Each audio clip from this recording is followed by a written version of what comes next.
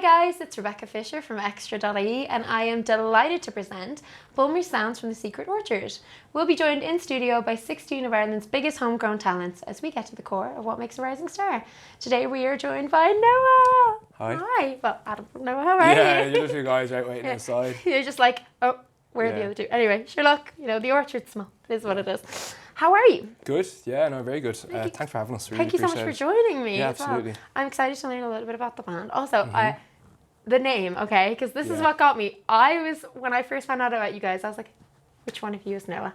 Yeah, absolutely nobody. So we actually have we have a logo as well. It's like three Noahs. So some people come up to you like, are you all guys called Noah? Did you just randomly meet?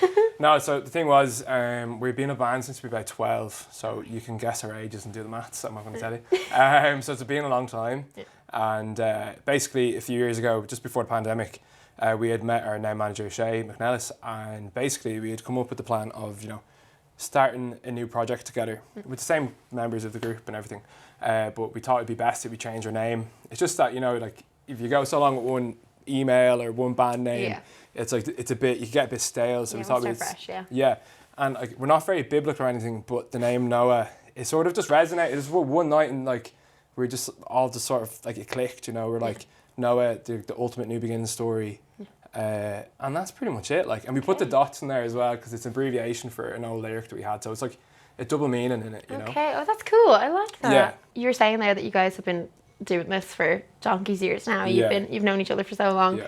Has like kind of doing this for your profession or doing this, as the end goal always kind of been at the end of the tunnel? Yeah, I know for sure. Like we all went to college to study music, and it's always sort of been our main priority. Yeah. Like it's sort of like in a cringy way, like we're in like a relationship with each other, but it's sort of like, so we also have to run by each other with like nearly everything we do. So when we're going to college, it was like, you're going to study this because you're going to do this and it's going to help the band. And it really is like that, like we're just really close-knit. Gorgeous. And it's also like a little family where it's like, this is what's good for the household. Yeah, no, absolutely. Like, because I mean, we always have the ethos of like, if you treat it like a hobby, it will be a hobby. Yeah. So like, if we want to like at least give the impossible a go, as in becoming full-time musicians, like professional, you got to give it that attention it deserves, Okay. So. Would you guys say you have any like particular standout influences, or has that kind of changed because you've been doing this for so long that like you've moved with the times or picked things up as you've been writing? For sure we have like the core few bands that we've initially bonded over. It would have been the likes of like U2, and our family are just big U2 fans. I know it's really cliche sounding, but U2, The Killers, Kings of Leon, they were huge for us when we were growing up. Since then we've sort of like subdivided everything into smaller genres, and we all have our own little niche and stuff that we listen to now. But it sort of started with that sort of stadium rock, pop rock sort of sound. Yeah. And that's sort of always been our intention, to get to be a band for everybody in a way, have that like universality as all of them bands do. Do you find that gigging throughout the years has changed for you guys? Because I feel like as you grow, get older, and as you get closer together and work on the projects, you find you're just like, this is either getting better or we're just getting so used to it that we're like, yes, every day. So as I said earlier, like when we started a new band, we definitely looked at everything that we had been doing previous to it and seen how we could improve. So we sort of took the live aspect of playing together and we tried to just see what we can get the best out of. Like I know, like Ryan, our lead singer, he's a different man to where he was 2 years ago. But like we've really worked hard on making the best show we possibly can. But going back to the question as well, the start of our journey as a band of Noah, like we started off doing like gigs at like 50 people because of COVID. So like, and most of them were all seated. So we only really had our first normal show where people could be shoulder to shoulder. I think that was like March last year, if even. Really? So it's not like we haven't had that like long of a run where we had like normal shows. Yeah. And since then we've had some mad opportunities. Like, I mean, we supported Gavin James a few times to a few thousand people, and that's quite like from going to 50 people sitting in a room to that. It's a bit different. Like, it's a bit daunting. Yeah. No, it's great though. Like, it's the sort of trajectory we want to be. We want to be going in. But we also love the smaller stuff. Like I love doing this, and like we did Ruby sessions, and that was probably one of the most nervous I've ever been. There's literally only like 20 people in the room. And you're like, God, gotta get it right. Yeah, Well, that's, I think, sometimes 4,000 seems actually quite a lot easier, but that's when it's most like, I feel like, you know, it's more intimate. There's more like scrutiny. People yeah, are everyone's really looking at me listening like, to you. Yeah, yeah. What are you going to do? Like, But you find like as well, because you've known each other for so long, that you kind of get a comfort in having each other there Yeah, as well, absolutely. for sure. Like, yeah. There's a lot of eye contact. There's a lot of just having a laugh on stage with each other. It's like you support each other in what you're doing. So, I mean, say if something happens to go wrong for one of us, the other two can sort of pick up really, So there's like it's actually not that we don't think about it in that much of a technical aspect anymore. Like we're not really worried about parts or who's coming in when or anything like that. It's more just about making sure everyone is having fun and like on the same wavelength, on the same vibe. telekinesis. Yeah, a little bit. So with like triplets. So it's just like having a good like pre-show ritual and making sure you're all in the right headspace before going on is like really important. Okay, well, I know you guys have known each other for so long, and I just feel like over the space of time, you've probably built up a good amount of secrets that you might want to tell us about. There's like loads I can't actually tell you about because there's supposed to be, honestly, you get like, you get hate mail and stuff like. I think the best thing that have happened to us as a collective. Now this was before Noah or anything. It was more we were in our old band, but we went on holiday to Benicassim Festival in Spain. It's just like south of Barcelona, and we were watching the Stripes play. So do you know the Irish band? Yeah, incredible. So like we had an EP out at the time, and we went to see them. But the plan was to start throwing EPs at them, so they might like listen. frisbees. Yeah, 100%. And then after, I think it was like in the evening after they'd played, I was walking by, like Josh McClory, who's a guitar player, was doing an interview for MTV Spain, and he literally stopped the interview. And it sounds like I'm making this up as it's going on, but he stopped the interview and then he came over and he gave me his wristbands because they were going home. Yeah. So we got like backstage wristbands, and we had that's a dream. like free food and free drink. We had like such imposter syndrome. Like I honestly felt like the security was following us at one point. Like VIP. So it was like they're long festivals in Spain as well. So it was like 4 days long. So we didn't spend a penny really, to be honest. But the main thing is we got to give our music out to like loads of artists we really love, like the Red Hot Chili Peppers and Biffy Clyro. Job. Yeah, we actually sort of walked into Biffy Clyro in the shower and handed them our EP.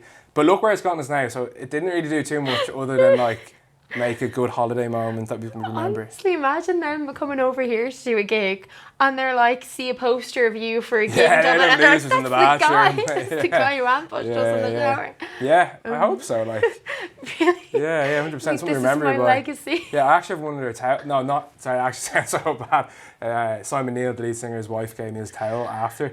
It's still in my I think I room. robbed it. Sorry, I divulging too much into the secret, but yeah, it's probably the best sort of thing we haven't really told anybody. That's the influence of the orchard. I'm telling you, it all comes out. It all comes out in the air. So you guys have a song for us. Actually, you're going to perform something for me now. What you want to tell me a little bit about it? So the song we're going to play first is called "The Way We're Told." We released it last year. It is sort of.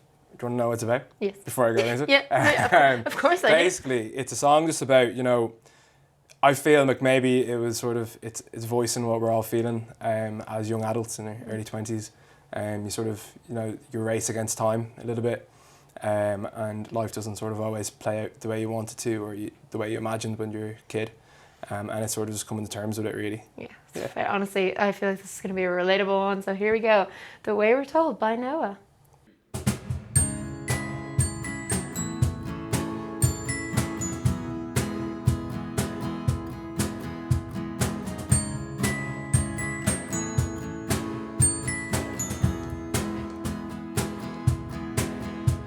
'Cause life doesn't play out the way we are told.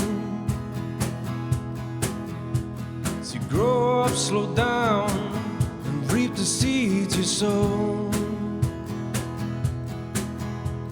You play the game of life, will you make it out alive? You'll make it out alright, 'cause I've got you by my side. Walking back to your car with your keys in your hands, and those tears in your eyes, those tears in your eyes.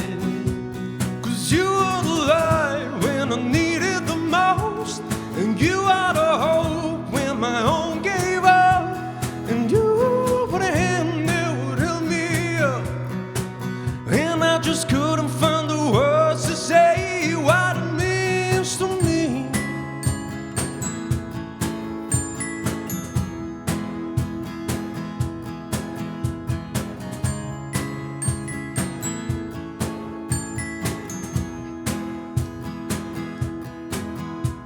You're never too old to let it all out.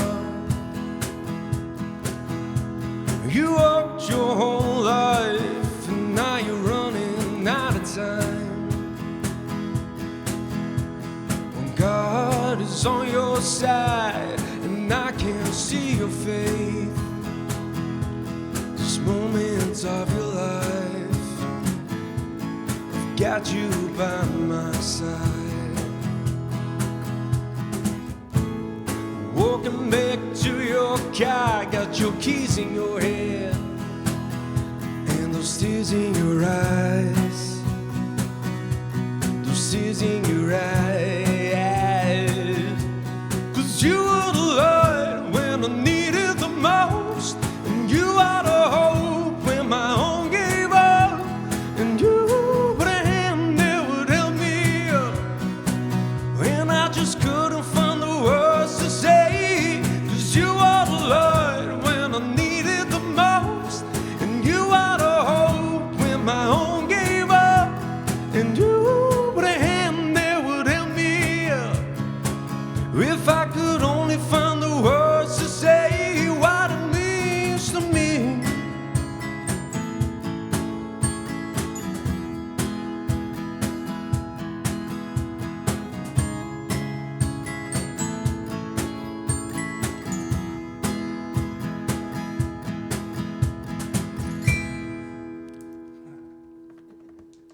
You know, honestly, the vibe of that one is, I feel, well, being in my early 20s myself, extremely relatable.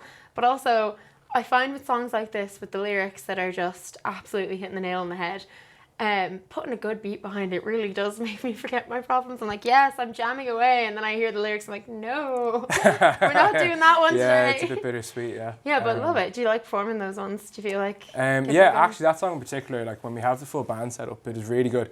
It's like it is quite a mid-tempo song, so it isn't, you know, up there with some of the more energetic songs. But when we have like full lighting and everything with it, it just really, it's quite ballady and anthemic. So it just sort of gets everyone singing, and it's quite good. It's good. You enjoy playing it. Good. I liked hearing it. Yeah. Thank you. How are you guys finding the industry at the moment? Because I know there's a lot of talk of, like, you know, coming out of COVID and getting used to gigging again. But I feel like there's been such a shift in the industry, and there's either older artists coming out with new projects or new artists coming out of, you know, the lockdowns and all that, and people are just kind of really getting to grips with everything again. How have you found that transition?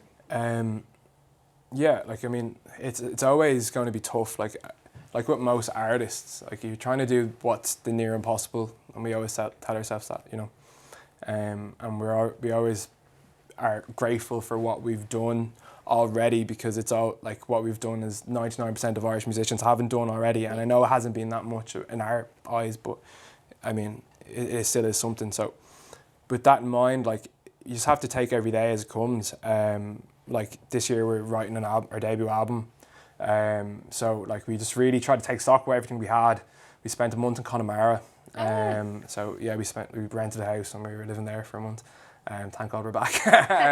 No Connemara slander on this show. Yeah. It's just it was quite rural and it was rainy. Yeah. But other than that, like, basically we're putting an album together, and it should be out next year at some point. And it's going to be like, you know, a compilation of what we've done in our life, what we want to say in our life to right now. Going back to what your question was, how'd you find the industry? Yeah, I think going with the album, what we want to do is basically just not really listen to what other people are saying. Fair, yeah.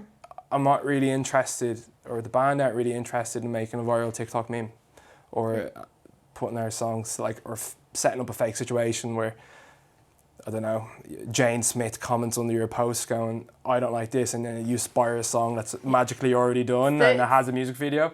That's just, to me, it just seems inauthentic. So we wanted to speak from as honestly and truthfully as we can. And if people like it, they'll like it. And I think this is our sort of like, I don't know, raison d'etre to, we're going to live or die by it. And if this is our last album ever, happy out. Like, it's just, this is our main piece of work that we're focusing on, and the fads can come and go.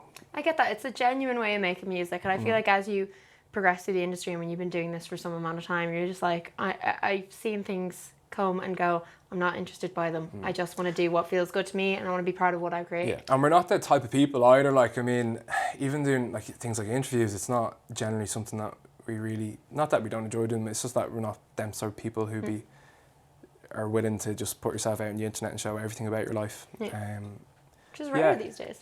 Yeah, and it just, because you want to, like, what I see with the music industry sometimes nowadays is that you lose some sort of allure. And talking about the bands earlier that our initial influences are, you don't really know much about the guys in The Killers or Kings of Leon or Bono or U2. Like, you don't know much about them other than that they're cool and they're in a band and they make good music. Like, I don't want to know what they make for their breakfast. And focusing on that and focusing on all that stuff will make people make a certain type of art. So we're really just trying to like get away from it and do what we want to do. Makes sense to go to Cotabaira then. Absolutely. Absolutely, yeah. Oh my god. Okay, well, that being said, I can't wait to hear another song from you. What do you got for me? It's a brand new track. It's called Sour Kiss. It's going to be on our debut album, I think. Saying that now, it might not be. But sure, look, we'll go with the flow. Let us know. Yeah. If you like it, then it will be. Yeah, absolutely. Okay, well, this is Sour Kiss by Noah. 1, 2, 3, 4.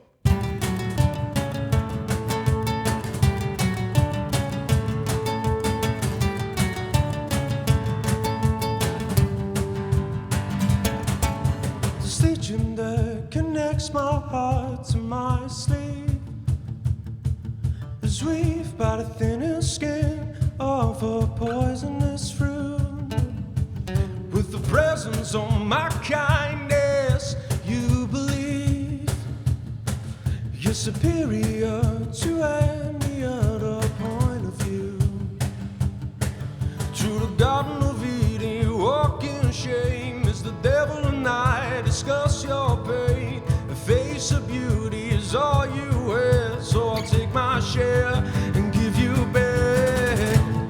So when you say that you wanna go, but you find that you got too close, is that kiss is all you had.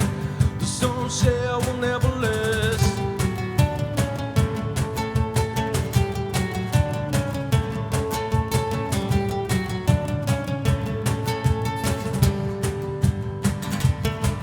The circles upon your skin change color within days. You're a mood ring I could wear on every finger. In the gray I'm injected as I find the place where the notes on my voice can stay and linger. Through the Garden of Eden, you walk in shame. It's the devil and I discuss your pain. The face of beauty is all you wear, so I'll take my share and give you back. So when you say that you wanna go, would you find that you got too close? Is that kiss is all you had? The stone cell will never last.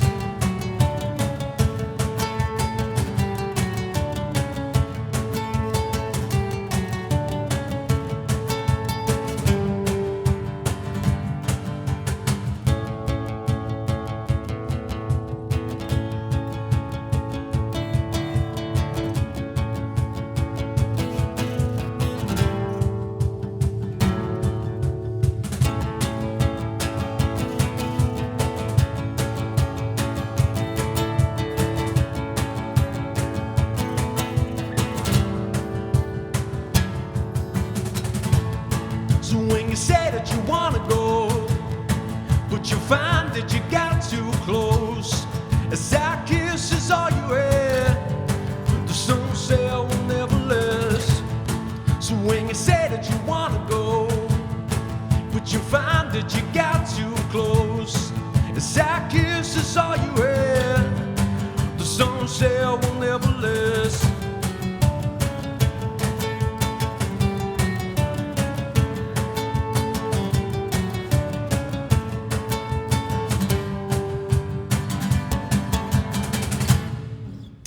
Do you want to know my honest opinion? What? Do you want to know my honest opinion? You should Of put the that on the track? album. Yeah. Oh, you that's should fair. put it. I didn't know what you were going to say to me there. I was like, honest opinion of what? Like, Just say, do you want to know my honest opinion?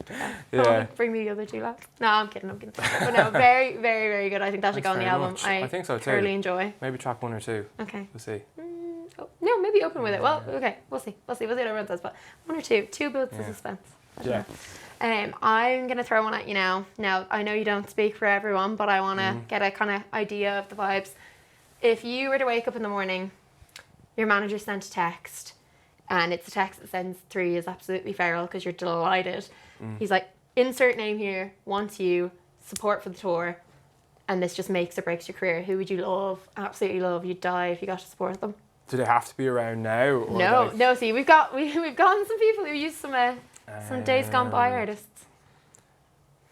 Oh, that's a tough one. It actually is because there's so many. Like, I mean, I'll jump on any tour at the moment. So if there's a tour going about, let's be on it. Yeah, so I think obviously the likes of I think U2 would be such a big one. That's amazing. Like, Oh yeah, because they're and they will Vegas be coming around residency. now as Do a little well. opener. Absolutely, actually, good. Yeah, get the visa ready, like, Just be like, Bono, I'll be there Yeah, in 5, absolutely. buddy. Get the hotel ready. or if not, like Folds or Oh, the that'd be a Killers. good one. I know the Killers only finished the tour, but maybe the next one. No, Falls be very good. I love Yeah. that. I can kind of see that for you guys Or as well. as I said earlier, anybody, Okay, wow. anybody, Anybody. anybody. Just looking to play music.